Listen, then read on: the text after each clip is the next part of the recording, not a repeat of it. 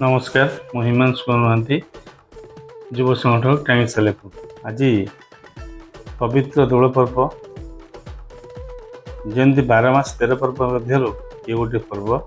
ये पर्व भाईचारा पर्व। ये भाईचारा को बंचाई रखापी जमी राधाकृष्ण मिलन होती से राधाकृष्ण जमी आज संसार को आसिक सब भगवान गति आम मान जाऊ। आज भगवान निजे घर घर बुली भोग खाऊँ जमती समस्त दुख भी दूर हो जाती भावुची टांगी सालेपुर निर्वाचन मंडल समस्त भाव एकचित हो जाती समस्ते आज मिशिंट एकत्रित जार राग अभिमान अच्छी सब अभिमान को दूरे रंगरे माती ए रंग को सब रंगीन करूँ।